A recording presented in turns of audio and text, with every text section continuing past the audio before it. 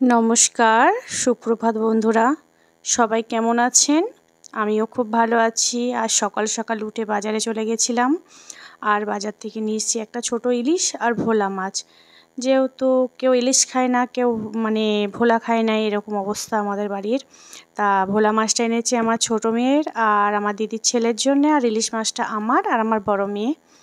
আমার ছোটো মেয়ে আগে ইলিশ মাছ খুব ভালোবাসতো, কিন্তু ইদানিং কী হয়েছে জানি না, ইলিশ মাছ আর খেতে চাইছে না। ও আর ওর দাদা মিলে ভোলা মাছটা খেয়েছে, আর আমরা ইলিশ মাছটা একটু পাতলা করে ঝোল করেছিলাম।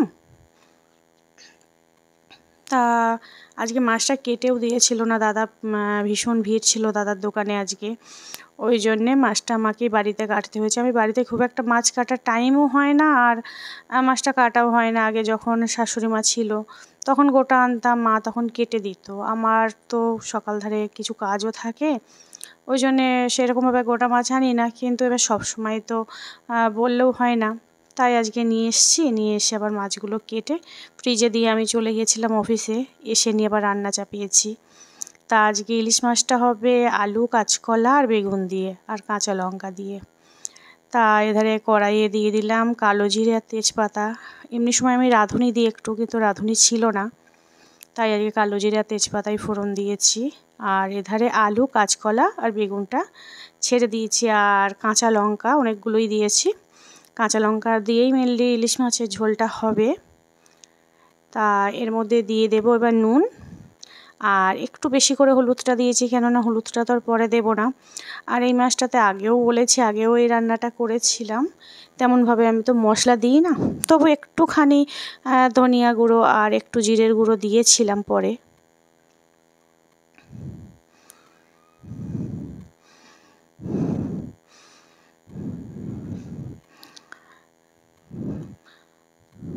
আর এধারে হয়েও এসছে ভাজাটা, মোটামুটি লাল লাল হয়ে গেছে। এবার ওই মশলা দেখুন একদম সামান্য পরিমাণ একটুখানি দিয়ে দিয়েছি। আমার ইলিশ মাছের ঝোলটা না পাতলাই ভালো লাগে, বেশি মোটা ঝোল আমার ভালো লাগে না। আমার দিদিও বলে বুনু, তুই এত কম তেলে কিভাবে রান্না করিস? এখন আসলে অভ্যাস হয়ে গেছে করতে করতে। আগে আমিও প্রচণ্ড তেল মশলা রান্নাতে ইউজ করতাম। এখন যেহেতু ডাক্তারের একটু বারণ আছে বেশি তেল খাওয়া, ওই জন্যে অল্প তেলেই কীভাবে জানি না অভ্যাস হয়ে গেছে এখন বেশি তেল হলে আমার নিজেরই ভালো লাগে না, অল্প তেলের রান্নাগুলোই ভালো লাগে। আর এধারে গরম জলটাও ভাতের উপরেই দিয়ে দিয়েছি। এবার জলটাও দিয়ে দিচ্ছি। জলটা দিয়ে আমি মাছটা কিন্তু আজকে ভাজিনি, মাছটা আজকে কাঁচাই করব। নুন, হলুদ আর কাঁচা সর্ষের তেল মাখিয়ে রেখেছিলাম।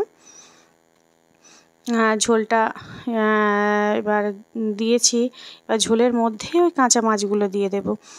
একটু বেশিক্ষণ ফোটাতে হবে। এবার ওটা একটু ফুটে উঠুক।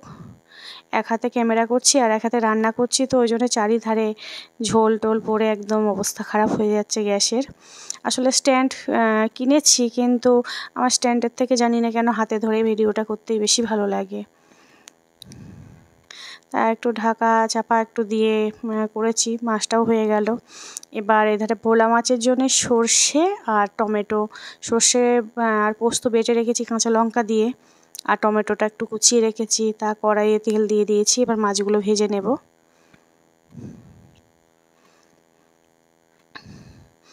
তা 4টে মাছ একবারে ধরলো না, ওই জন্য 3টে মাছ আগে ভেজে নিলাম, পরে আবার আর একটা মাছ ভেজে নেব।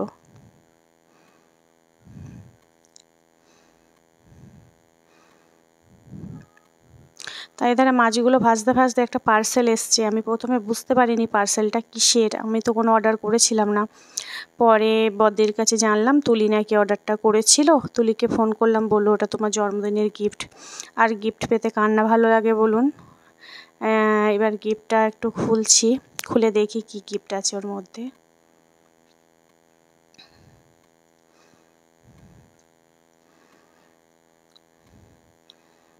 একটা সুন্দর দেখে একটা হার, বাহ, কালারটাও খুব সুন্দর দেখুন, একদম পান্না গ্রিন। আমার হচ্ছে খুব পছন্দের কালার এটা। ও জানে আমার সব পছন্দগুলোই হয়তো জানে, ওই জন্যেই সেইভাবে অর্ডার করেছে। আমার তো খুব পছন্দ হয়েছে। আসলে জানবে নাই বা কেন বলুন, আসলে আমার বিয়ের পর তো প্রথম শ্বশুরবাড়িতে বন্ধু বলতে ওই জায়ের 2 মেয়ে তুলি আর টুকটুকি। আমরা সারাদিন ভীষণ, ওরা পড়ার ফাঁকে ফাঁকে মোটামুটি পড়া শেষ হলেই আমার ঘরে। হ্যাঁ, আর আমার সকালবেলায় তো চা খাওয়ার সঙ্গী বলতে আমাদের টুকটুকি, যে বড় জায়ের হচ্ছে বড় মেয়ে। আর এধারে হচ্ছে গিয়ে আমার মেয়ে ছবি আঁকতে বসেছে এখন, মানে পড়ার ভয়ে ওটা আর কি। হ্যাঁ, পড়তে বসতে বলেছে, ওই জন্য ছবি আঁকতে বসেছে। ভীষণ দুষ্টু তো, ও জানেনি। আর এধারে মাছগুলো ভাজা হয়ে গেল, আর কড়াইয়ে সেই কালো জিরে ফোড়ন দিলাম। এবার টমেটোগুলো একটুখানি গলে যাক, তারপরে টমেটোগুলো একটু ভেজে নিয়ে সর্ষে আর পোস্ত বাটা আর কাঁচা লঙ্কা কিছু বেটে দিয়েছি আর কিছু গোটা দিয়েছি। এখনকার কাঁচা লঙ্কাগুলো না একদম ঝাল হচ্ছে না, জানেন। আর এই যে সর্ষে পোস্ত দিয়ে যে ভোলা মাছটা, ঝাল ঝাল না হলে ভালোও লাগে না। দিয়ে দিলাম জল, বেশি ভাজিনি।